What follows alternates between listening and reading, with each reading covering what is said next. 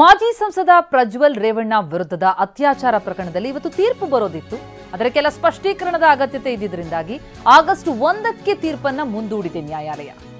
ಜನಪ್ರತಿನಿಧಿಗಳ ವಿಶೇಷ ಕೋರ್ಟ್ನಲ್ಲಿ ಆಗಸ್ಟ್ 1ಕ್ಕೆ ತೀರ್ಪನ್ನ ಮುಂದೂಡಿರೋದಾಗಿ ಜಡ್ಜ್ ತಿಳಿಸಿದ್ದಾರೆ. ಕೆಲ ಸ್ಪಷ್ಟೀಕರಣ ಬೇಕಿದ್ದರಿಂದ ಇವತ್ತು ತೀರ್ಪು ಇಲ್ಲ ಅಂದಿದ್ದಾರೆ ಜಡ್ಜ್. ಈ ಪ್ರಕರಣಕ್ಕೆ ಸಂಬಂಧಪಟ್ಟಂತೆ ಇವತ್ತು ಪ್ರಜ್ವಲ್ ದೋಷಿ ಹೌದೋ ಅಲ್ಲೋ ಎನ್ನುವಂತಹ ತೀರ್ಪು ಬರೋದಿತ್ತು. ಸ್ಪಷ್ಟೀಕರಣ ಬೇಕಿದ್ರಿಂದ ಇವತ್ತು ತೀರ್ಪಿಲ್ಲ, ಆಗಸ್ಟ್ 1ಕ್ಕೆ ಮುಂದೂಡಿಕೆ ಅಂದಿದ್ದಾರೆ ನ್ಯಾಯಾಧೀಶರು. ಕೆಲಸದಾಕೆ ಮೇಲೆ ಅತ್ಯಾಚಾರ ಎಸಗಿರುವಂತಹ ಆರೋಪ ಎದುರಿಸ್ತಾ ಇರುವಂತಹ ಪ್ರಜ್ವಲ್ ಕಳೆದ 14 ತಿಂಗಳುಗಳಿಂದಲೂ ಕೂಡ ಜೈಲುವಾಸದಲ್ಲಿದ್ದಾರೆ. ಇದರಲ್ಲಿ ಸುಮಾರು 26 ಸಾಕ್ಷಿಗಳ ಹೇಳಿಕೆಯನ್ನ ವಿಚಾರಣೆಯನ್ನು ನಡೆಸಿರುವಂಥದ್ದು ಕೋರ್ಟ್ನಲ್ಲಿ. ಆ ವಾದ ಪ್ರತಿವಾದ ಎಲ್ಲದರ ಬಳಿಕ ಈಗ ತೀರ್ಪು ನೀಡುವಂತಹ ಸಮಯ. ಇವತ್ತು ತೀರ್ಪು ಬರೋದ್ರಲ್ಲಿತ್ತು, ಈಗ ಆಗಸ್ಟ್ 1ಕ್ಕೆ ಮುಂದೂಡಿಕೆಯಾಗಿದೆ. ಲೋಕಸಭಾ ಚುನಾವಣೆಯ ಸಂದರ್ಭ ಒಂದಷ್ಟು ವಿಡಿಯೋಗಳು ವೈರಲ್ ಆಗುತ್ತೆ. ತಮ್ಮ ಅಧಿಕಾರವನ್ನು ದುರ್ಬಳಕೆ ಮಾಡಿಕೊಂಡು ಹಲವರ ಮೇಲೆ ದೌರ್ಜನ್ಯವನ್ನು ಎಸಗಿದ್ದಾರೆ ಪ್ರಜ್ವಲ್ ಎನ್ನುವಂತಹ ಆರೋಪ ಇತ್ತು. ಆ ವಿಡಿಯೋದ ಬೆನ್ನಲ್ಲೇ ಅವರಿಂದ ಅತ್ಯಾಚಾರಕ್ಕೊಳಗಾದಂತಹ ದೂರು ಕೊಟ್ಟಂತಹ ಮಹಿಳೆಯ ಕೇಸ್ಗೆ ಸಂಬಂಧಪಟ್ಟಂತೆ ಈಗ ತೀರ್ಪು ಬರೋದಿತ್ತು. ಇನ್ನು ಎರಡೂ ಕಡೆಯ ವಕೀಲರಿಂದ ಕೆಲ ಸ್ಪಷ್ಟೀಕರಣದ ಅಗತ್ಯ ಇದೆ. ಆ ಸ್ಪಷ್ಟೀಕರಣವನ್ನು ನ್ಯಾಯಾಲಯ ಕೇಳಿದೆ. ಅಂದ್ರೆ ಪ್ರಮುಖವಾಗಿ ಗೂಗಲ್ ಮ್ಯಾಪ್ ಅನ್ನ ಸಾಕ್ಷಿಯಾಗಿ ಪರಿಗಣಿಸಬಹುದಾ, ಅಂದ್ರೆ ಎಲ್ಲಿ ಲೊಕೇಶನ್ ಆರೋಪ ಏನು ಕೇಳಿ ಬಂದಿದೆ, ಅತ್ಯಾಚಾರದ ಆರೋಪ, ಅದಕ್ಕೆ ಸಂಬಂಧಪಟ್ಟಂತೆ ಗೂಗಲ್ ಮ್ಯಾಪ್ ಅನ್ನ ಸಾಕ್ಷಿಯಾಗಿ ಪರಿಗಣಿಸಬಹುದಾ? ಸ್ಯಾಮ್ಸಂಗ್ ಮೊಬೈಲ್ ಅನ್ನ ಸೀಸ್ ಮಾಡಿದ್ದರ ವಿವರಣೆ, ಮೊಬೈಲ್ ಸೀಸ್ ಮಾಡಿದ್ದರ ವಿವರಣೆಯನ್ನು ಕೂಡ ಕೋರ್ಟ್ ಕೇಳಿದೆ. ವಿವರಣೆ ನೀಡುವಂತೆ ಸೂಚಿಸಿ ವಿಚಾರಣೆಯನ್ನ ಮುಂದೂಡಿಕೆ ಮಾಡಲಾಗಿದೆ. ಸುಮಾರು 26 ಸಾಕ್ಷಿಗಳ ವಿಚಾರಣೆಯನ್ನ ನಡೆಸಲಾಯಿತು. ಅದರ ಜೊತೆಗೆ ಈಗ ತೀರ್ಪು ಕೊಡುವಂತಹ ಸಂದರ್ಭ ಬಂದಿರೋದ್ರಿಂದ ಕೆಲ ಸ್ಪಷ್ಟೀಕರಣವನ್ನ ವಕೀಲರಿಂದ ಕೇಳಿದ್ದಾರೆ ನ್ಯಾಯಾಧೀಶರು. ಗೂಗಲ್ ಮ್ಯಾಪ್ ಅನ್ನ ಸಾಕ್ಷಿಯಾಗಿ ಪರಿಗಣಿಸಬಹುದಾ? ತನಿಖಾಧಿಕಾರಿ ಹೇಳಿದ ದಿನ ಫೋನ್ ಅವರ ಬಳಿ ಇರಲಿಲ್ಲ. ಹೀಗಾಗಿ ಸ್ಯಾಮ್ಸಂಗ್ ಮೊಬೈಲ್ ಫೋನ್ ಸಾಕ್ಷ್ಯಕ್ಕೆ ಬೆಲೆ ಇಲ್ಲ ಅಂತ ವಾದ ಮಾಡಿದ್ದಾರೆ ಪ್ರಜ್ವಲ್ ಪರ ವಕೀಲರು. ಆದರೆ ಅದಕ್ಕೆ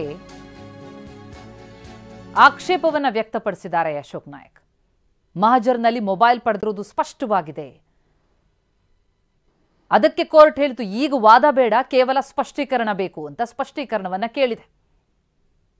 ಗೂಗಲ್ ಮ್ಯಾಪ್ ಅನ್ನ ಆ ಮೊಬೈಲ್ ವಶಕ್ಕೆ ತೆಗೆದುಕೊಂಡ ವಿಚಾರಕ್ಕೆ ಸಂಬಂಧಪಟ್ಟಂತೆ ಇದರ ಬಗ್ಗೆ ಸ್ಪಷ್ಟನೆ ನೀಡಿ, ಮೊಬೈಲ್ ಸೀಸ್ ಮಾಡಿದ್ದರ ವಿವರಣೆಯನ್ನ ಈಗ ಕೋರ್ಟ್ ಕೇಳಿರೋದು.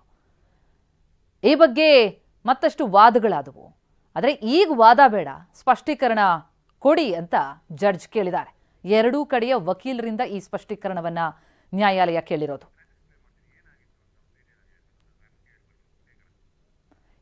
ಏನಾಯ್ತು ಹಾಗಿದ್ರೆ, ಈ ಪ್ರಕರಣದಲ್ಲಿ ಏನೇನಾಗಿದೆ ಅಂತ ಗಮನಿಸ್ತಾ ಹೋದ್ರೆ, ಲೋಕಸಭಾ ಚುನಾವಣೆಯ ಸಂದರ್ಭ ಅದು. ಪ್ರಜ್ವಲ್ ಅಶ್ಲೀಲ ದೃಶ್ಯಗಳು ವೈರಲ್ ಆಗುತ್ತೆ. ಆತನ ಮೊಬೈಲ್ನಲ್ಲೇ ದಾಖಲಾದಂತಹ ದೃಶ್ಯಗಳು ಅಂತ ಹೇಳಲಾಗಿತ್ತು. ಅಶ್ಲೀಲ ದೃಶ್ಯಗಳಿದ್ದಂತಹ ಪೆನ್ ಡ್ರೈವ್ ಹಾಸನ ಕ್ಷೇತ್ರದಾದ್ಯಂತ ಹಂಚಿಕೆಯಾದವು.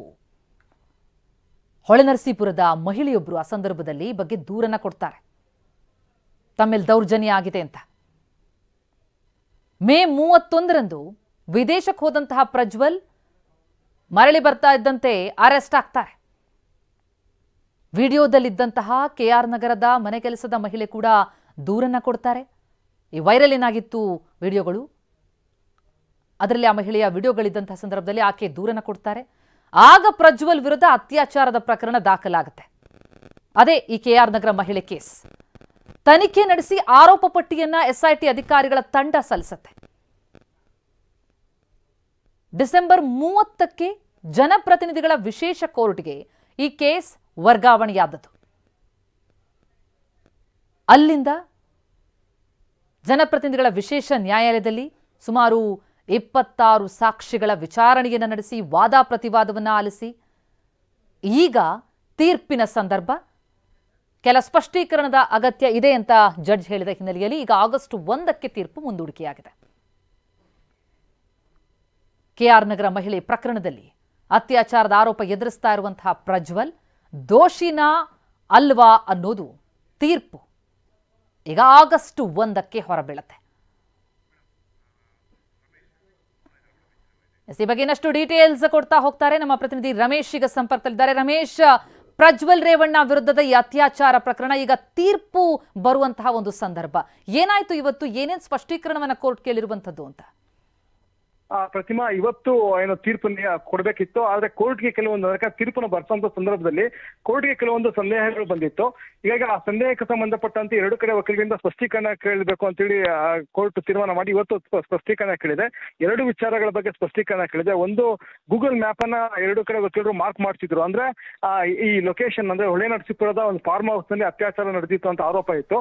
ಈ ಫಾರ್ಮ್ ಹೌಸ್ ನಲ್ಲಿ ಅಂದ್ರೆ ಅದ್ರ ಮೊದಲನೇ ಮಹಡಿನೇ ಇಲ್ಲ ಅಂತೇಳಿ ಏನು ಆರೋಪಿ ಪರ ವಕೀಲರು ಹೇಳಿದ್ರೆ, ಪ್ರಾಸಿಕ್ಯೂಷನ್ ಅವರು ಮೊದಲನೇ ಮಹಡಿಯಲ್ಲಿ ರೇಪ್ ಆಗಿದೆ ಅಂತೇಳಿ ಪ್ರಾಸಿಕ್ಯೂಷನ್ ಆರೋಪ. ಇದಕ್ಕೆ ಸಂಬಂಧಪಟ್ಟಂತೆ ಗೂಗಲ್ ಮ್ಯಾಪ್ ಅನ್ನ ಹಾಜರುಪಡಿಸಿದ್ರು. ಯಾಕಂದ್ರೆ ಹಳೆ ಬಿಲ್ಡಿಂಗ್ ಈಗ ಒಡೆದಿರೋದ್ರಿಂದ ಹಳೆ ಒಂದು ಬಿಲ್ಡಿಂಗ್ ಗೆ ಒಂದು ಪೂರಕವಾಗಿ ಗೂಗಲ್ ಮ್ಯಾಪ್ ಅನ್ನ ಹಾಜರುಪಡಿಸಿದ್ರು.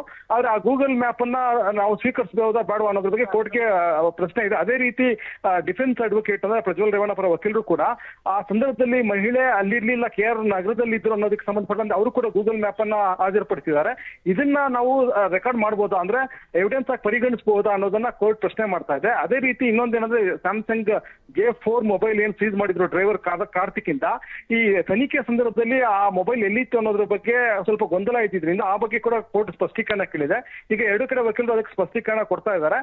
ಹೀಗಾಗಿ ಕೋರ್ಟ್ ಇವತ್ತು ಯಾವುದೇ ರೀತಿ ವಾದ ಮಂಡನೆ ಇಲ್ಲ, ಕೇವಲ ಸ್ಪಷ್ಟೀಕರಣ ಅಷ್ಟೇ ಬೇಕಿದ್ರಿಂದ ಇವತ್ತು ತೀರ್ಪು ಕೊಡೋದಕ್ಕೆ ಸಾಧ್ಯ ಆಗ್ತಾ ಇಲ್ಲ ಅಂತ ಹೇಳಿ ಈಗ ವಿಚಾರಣೆಯನ್ನ ಆಗಸ್ಟ್ 1ನೇ ತಾರೀಕು ಅಂದ್ರೆ ತೀರ್ಪು ಅನ್ನ ಆಗಸ್ಟ್ 1ನೇ ತಾರೀಕಿಗೆ ಮುಂದೂಡಿದೆ. ಅವತ್ತು ಅಂದ್ರೆ ನಾಡಿದ್ದು ಈ ಕೇಸ್ನ ತೀರ್ಪು ಹೊರಗಡೆ ಬರುತ್ತೆ. ಥ್ಯಾಂಕ್ ಯು ರಮೇಶ್, ತಮ್ಮೆಲ್ಲ ಮಾಹಿತಿಗೆ.